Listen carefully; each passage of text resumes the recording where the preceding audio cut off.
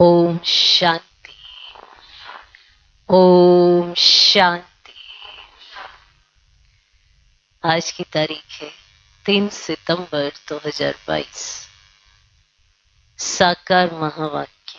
बाबा कहते, मीठे बच्चे, शरीर पर कोई भरोसा नहीं, इसीलिए जो शुभ कार्य करना है वे आज कर लो, कल पर नहीं छोड़ो। क्योंकि शरीर के साथ कभी कैसा चलता ही रहता है। चलता है ना। प्रकृति में थोड़ा भी ऊपर नीचे होता है तो शुभ कार्य डिले हो जाता है। इसीलिए बाबा कहते हैं, मीठे बच्चे, शरीर पर कोई भरोसा नहीं, इसीलिए जो शुभ कार्य करना है वे आज कर लो, कल पर नहीं छोड़ो। आज का प्रश्न,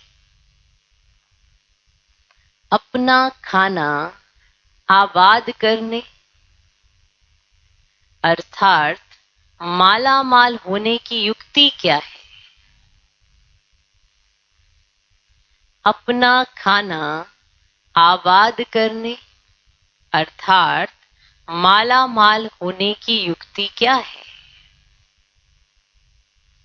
उत्तर, शिव बाबा को अपना वारिस बना दो, माना बच्चा बना दो। शिव बाबा को अपना वारिस बना दो तो वे तुम्हें 21 जन्मों के लिए माला माल कर देंगे। तो वे तुम्हें 21 जन्मों के लिए माला माल कर देंगे। यह एक ही है जो सबका बच्चा बन सबका खाना आबाद कर देते हैं। यह एक ही है जो सबका बच्चा बन सबका खाना आबाद कर देते हैं। परंतु कई डरते हैं, समझते हैं शायद सब कुछ देना पड़ेगा। परंतु कई डरते हैं, समझते हैं शायद सब कुछ देना पड़ेगा। बाबा कहते, डरने की बात नहीं। तुम अपने बच्चों आदि को संभालो। तुम अपने बच्चों आदि को संभालो, उनकी पालना करो। परंतु याद इस बच्चे को करो। तुम अपने बच्चों आदि को संभालो, उनकी पालना करो, परंतु याद इस बच्चे को करो तो तुमको लाल कर देगा।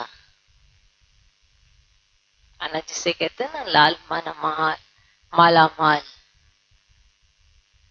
तो तुमको लाल कर देगा। अगर इस बच्चे पर बलि चढ़े तो तुम्हारी बहुत सेवा करेगा। अगर इस बच्चे पर बलि चढ़े तो तुम्हारी बहुत सेवा करेगा। अपना खाना आबाद करने अर्थात माला माल होने की युक्ति क्या है? उत्तर, शिव बाबा को अपना वारिस माना बच्चा बना दो तो वे तुम्हें 21 जन्मों के लिए माला माल कर देंगे। ये एक ही है जो सबका बच्चा बन सबका खाना आबाद कर देते हैं। परंतु कई डरते हैं, समझते हैं शायद सब कुछ देना पड़ेगा। बाबा कहते, डरने की बात नहीं। तुम अपने बच्चों आदि को संभालो, उनकी पालना करो, परंतु याद इस बच्चे को करो तो तुमको लाल कर देगा। अगर इस बच्चे पर बलि चढ़े तो तुम्हारी बहुत सेवा करेगा। ओम शांति। इस समय सब सेंटर्स पर जो भी बच्चे बैठे हैं वे जरूर समझते होंगे कि हम शिव बाबा के माँ वाक्य सुनते हैं और कोई ऐसी संस्था नहीं होगी, क्योंकि शाखाएं तो बहुतों की है ना। भल वे टेप आदि भी भरते होंगे जहां उनके हेड ऑफिस होंगे, जहां उनका गुरु रहता होगा, उनको ही याद करते होंगे। निराकार परम पिता परमात्मा को तुम्हारे सिवाय कोई भी याद नहीं करते होंगे। इस संगम समय पर ही पालौकिक बाप आते हैं, बच्चों को बैठ परिचय देते हैं और बच्चे निश्चय बुद्धि हो उसी धुन में रहते हैं। परम पिता परमात्मा इस समय ही मुरली चलाते हैं। शास्त्रों में भी है ना, कृष्ण मधुबन में मुरली बजाते हैं। अब मधुबन तो मुख्य है एक, बाकी सब जगह मुरली जाती है।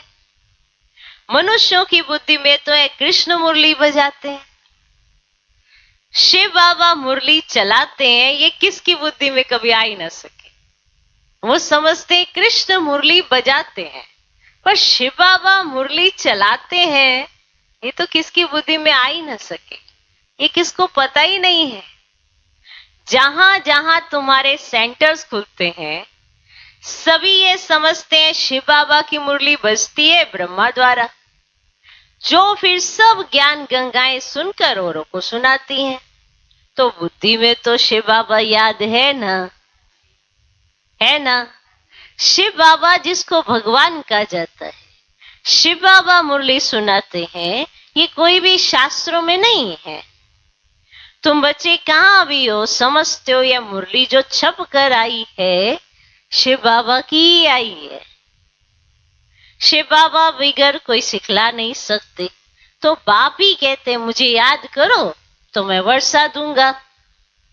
बाबा बच्चों को समझाते रहते हैं कि माम एकम याद करो और कोई भी नाम रूप को याद नहीं करो। साकार मनुष्यों के फोटो आदि तो जन्म जन्मांतर इकट्ठे करते आए हो, उपासना करते आए हो। देवताओं आदि के चित्र रखना, ये सब तुम्हारा छूट जाता है ना। और भक्ति मार्ग में आत्माएं बाप को याद करती हैं।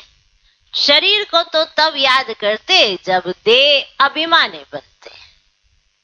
तो बाप घड़ी घड़ी कहते हैं अपने को आत्मा समझ, बाप को याद करते रहो।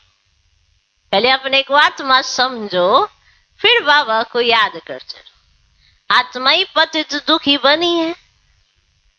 आत्मा कहती है मैं महाराजा था, अब रंक बन गया हूं। ये किसने कहा? आत्मा ने कहा। तुमको अब स्मृति आई है, हम बाबा के बच्चे हैं।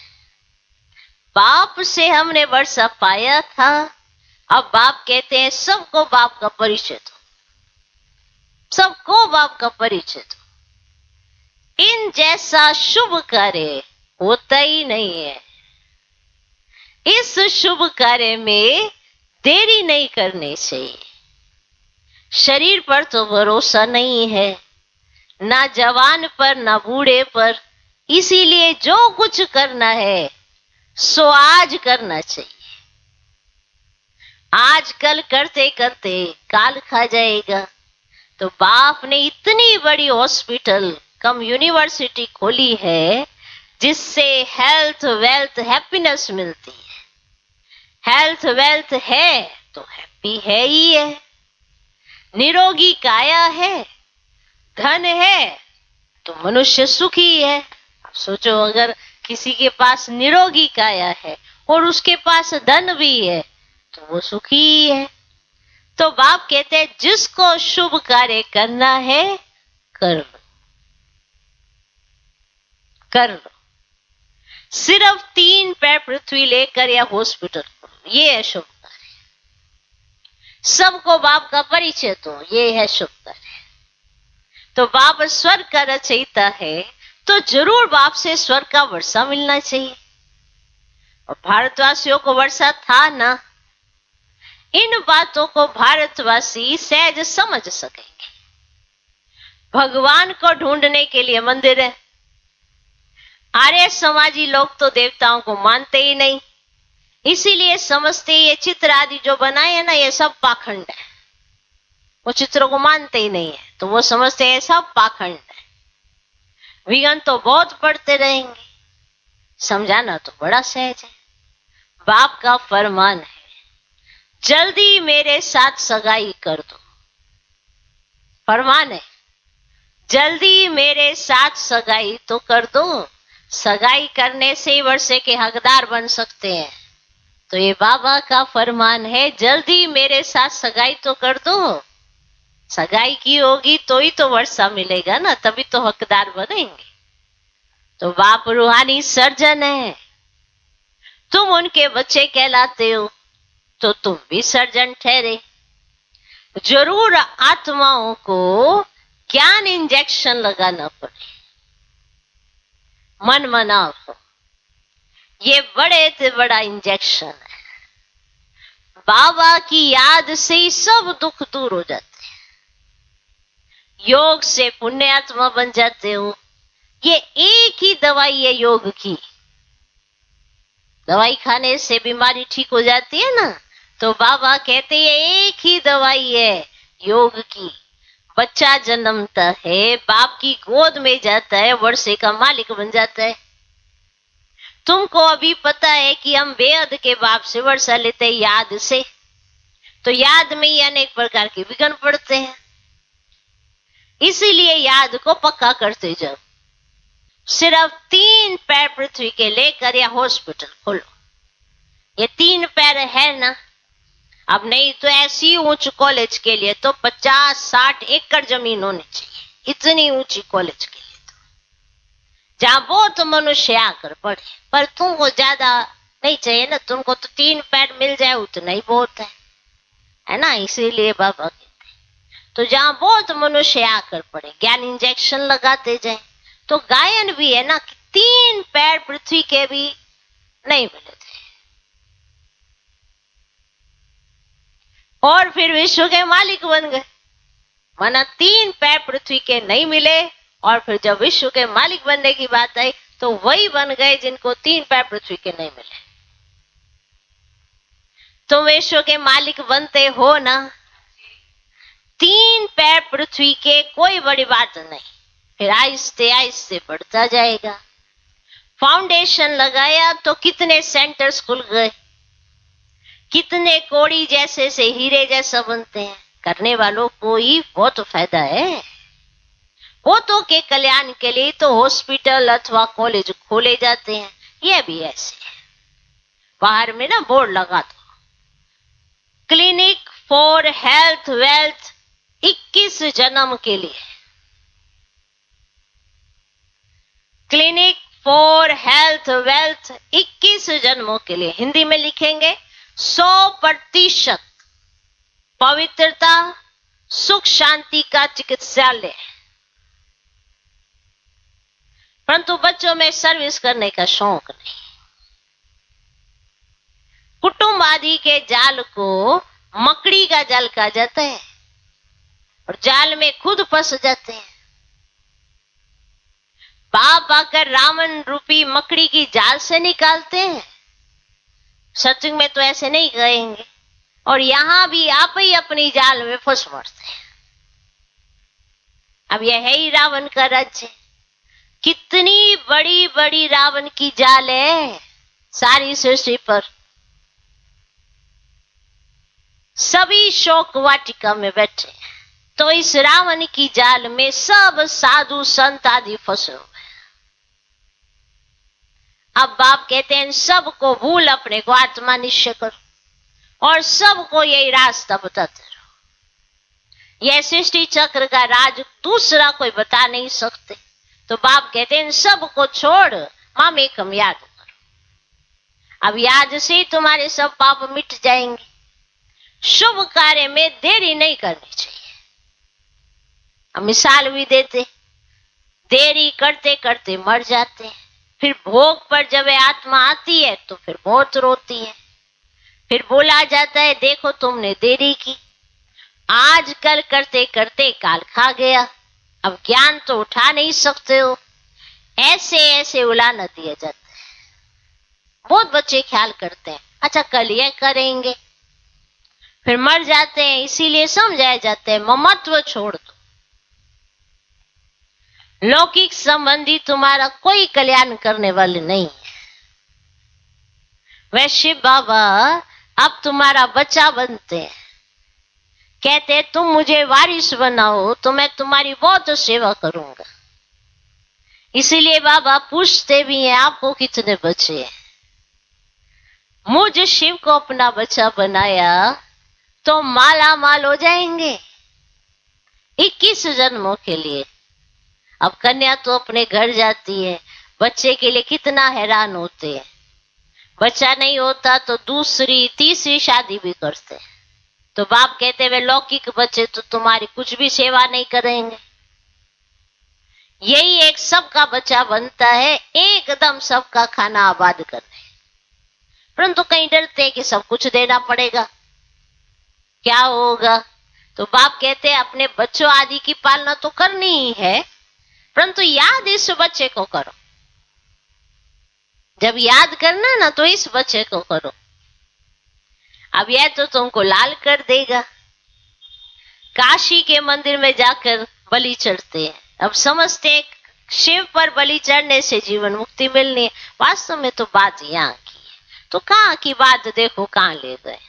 अगर तुम इस बच्चे पर बलि चढ़े ना तो वे तुम्हारी बहुत सेवा करेंगे, स्वर्ग में महल दे देंगे। अगर तुम इस बच्चे पर बलि चढ़ेंगे तो वह बच्चा तो कुछ भी नहीं करेगा, करके ब्राह्मण आदि खिलाएंगे। मनुष्य दान पुण्य आदि जो करते हैं सो अपने लिए ही तो करते हैं ना। तो ये हॉस्पिटल खोलना कितना पुण्य है। साहूकार लोग तो 10-15 हॉस्पिटल खोल सकते हैं। अब ये पैसे आदि तो सब खत्म हो जाएंगे। तुम किराए पर मकान लेकर 50,000 में 50 हॉस्पिटल खोल दो, फिर वे आप ही अपने पैर पर खड़े हो जाएंगे। तो बाप कितनी सहज युक्तियां सर्विस की बताते हैं। अब गंगा के कंठ पर जाकर सर्विस करो, अपनी पीठ पर ना ये बाबा का परिचय लगा दो। आजकल तो आता है ना ऐसे, पीठ पर अपना बाबा का परिचय लगा दो, आप ही पढ़ते रहेंगे। देह अभिमान छोड़ना है। कोई साहूकार ऐसे करे तो सब कहेंगे वाह, इनको तो देह अभिमान बिल्कुल नहीं है। तो बाप का परिचय देना है। बाप स्वर्ग का रचयिता है, फिर हम नरक में क्यों पड़े हैं। तो अभी बाप आए ना, कहते हैं देह के सब संबंध छोड़ मुझे याद करो। तो भारत स्वर्ग से नरक कैसे बना, लक्ष्मी नारायण ने 84 जन्म कैसे लिए, आओ तो हम कथा सुनाए, ढेर इकट्ठे हो जाए। पतित पावनी गंगा को भी कहते हैं तो जमुना को भी कहते हैं। अच्छा गंगा पतित पावनी है तो एक को पकड़ो ना। अब तुम बच्चों ने ड्रामा को जाना है तो फिर समझाना है। अगर औरों को रोशनी नहीं देंगे तो कौन कहेंगे कि इनकी बुद्धि में रोशनी है। सर्जन इंजेक्शन ना लगा सके, माना सर्जन इंजेक्शन लगा ना सके तो उनको सर्जन कौन कहेगा। तो तुम बच्चों को सारी रोशनी मिली है तो 84 जन्मों का राज बुद्धि में है। तुम इस ड्रामा को और एक्टर्स की एक्ट को जानते हो। तो ऊंचे ते ऊंचे एक्ट है ना बाप की, तो बच्चों के साथ पाठ बजाते हैं। तुम भारत को स्वर्ग बनाते हो, परंतु हो गुप्त। Incognito non violence Shiv Shakti सेना, उनकी सब बातें जिस्मानी है। अब कितने कुंभ के मेले में जाते हैं तो यहाँ जिस्मानी देखो बच्चे, कोई बात ही नहीं है। तुम उठते बैठते चलते यात्रा पढ़ो, याद से तुम पावन बनते हो। तो बाबा कहते तुम कर्म करते समय विषय बाबा को याद करो। वह फिर कह देते सब में परमात्मा है, तो फर्क हो गया ना। तो बाप कहते हैं जहां भी बैठो मुझे याद करो। फिर सर्विस भी करनी चाहिए। मंदिरों में बहुत भक्त जाते हैं, बस ये चित्रपीठ पे लगा दो, बाप का परिचय देते रहो। युक्तियां तो बहुत बतलाते हैं। अब शमशान में जाकर समझो निराकार बाप की महिमा और श्री कृष्ण की महिमा। अब बताओ गीता का भगवान कौन, साथ में चित्र भी हो, तो सर्विस तो बहुत कर सकते हो। फीमेल करे व कोई कुमारी करे तो अहो सौभाग्य। अब कन्या तो सबसे अच्छी, कन्याओं का कन्हैया बाप है ना निराकार। तो कन्हैया कृष्ण नहीं था, वह है बाप। तो बाप को ख्याल आता है कि बच्चों को कैसे सिखलाऊं। तो कल पहले भी ड्रामा अनुसार ऐसे ही समझाया था, फिर आज समझाता हूं। तो तुमको भी अंधों की लाठी बनना चाहिए।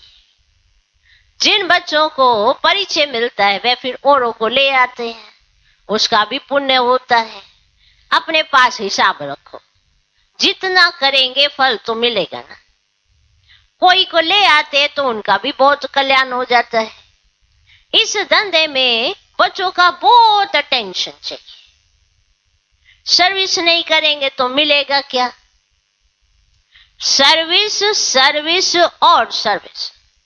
तुम कहते भी हो हम गॉड की सर्विस पर है, तो घर की सर्विस भी भल करो। तो बाप शिक्षा देते हैं बच्चों को कभी भी कार में नहीं जाने देना। तो ना बाबा जो माता पिता हैं, जिनके संतान है, तो बाबा उन माता पिताओं को मान उन बच्चों को शिक्षा देते हैं कि तुम बच्चों को मान अपने बच्चों को कभी भी कार में नहीं जाने देना। अगर वे तुम्हारी आज्ञा नहीं मानते तो जैसे नाफरमान बरदार ठहरे। अगर उसको धन दिया, उसने उससे पाप कर लिया, तो उसका दंड तुम्हारे सिर पर भी आ जाएगा। बाबा तो राय देते हैं ना, परंतु बहुत हैं जो करके पीछे बताते हैं। पहले कर लेंगे फिर पीछे से बताएंगे कि ऐसा ऐसा किया, ऐसा ऐसा किया। तो पहले कर लेते हैं फिर पीछे बताते, बहुत ऐसे। तो बच्चों को सर्विस के लिए अनेक प्रकार की युक्तियां बताते हैं। तो तुम बच्चों को यही धंधा करना है। ट्रेन में भी यही सर्विस करते हो तो बाप भी खुश होगा और भविष्य के जन्मों के लिए सदा सुख का वर्षा मिल जाएगा। अच्छा, मीठे मीठे सिखिला दे बच्चों प्रति माता पिता बाप दादा को याद प्यार और गुड मॉर्निंग। रूहानी बाप की रूहानी बच्चों को नमस्ते। हम रूहानी बच्चों की भी रूहानी बाप को नमस्ते नमस्ते नमस्ते। Good morning good morning good morning. धारणा के लिए मुख्य सर पहला पॉइंट, माया ने जो बहुत बड़ी जाल बिछाई है,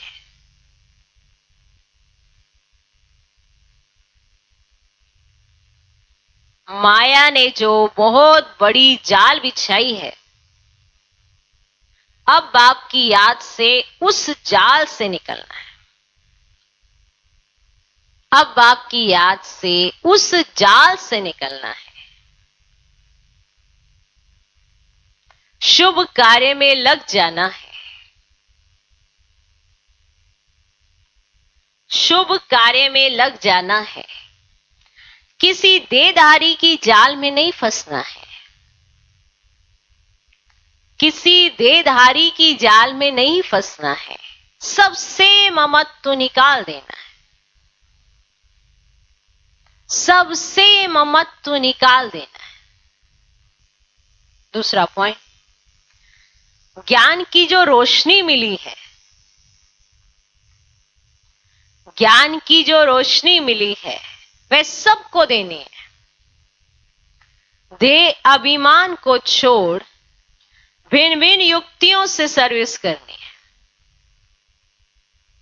अंधों की लाठी बनना है। ज्ञान की जो रोशनी मिली है वह सबको देनी है। देह अभिमान को छोड़ भिन्न भिन्न युक्तियों से सर्विस करनी है। अंधों की लाठी बनना है। आज का वरदान, अनेक प्रकार के भावों को समाप्त कर आत्मिक भाव को धारण करने वाले सर्व के स्नेही भव।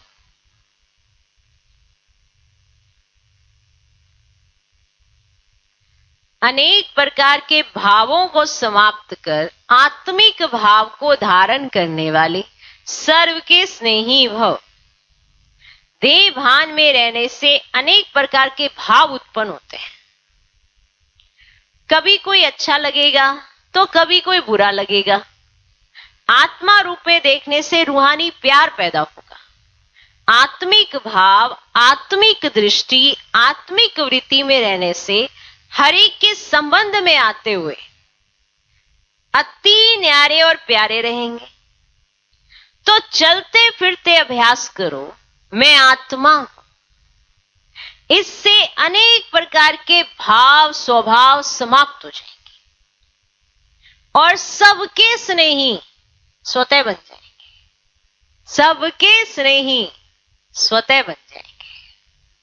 आज का स्लोगन, जिसके पास उमंग उत्साह के पंख हैं, जिसके पास उमंग उत्साह के पंख हैं, उसे सफलता सहज प्राप्त होती है। जिसके पास उमंग उत्साह के पंख हैं, उसे सफलता सहज प्राप्त होती है।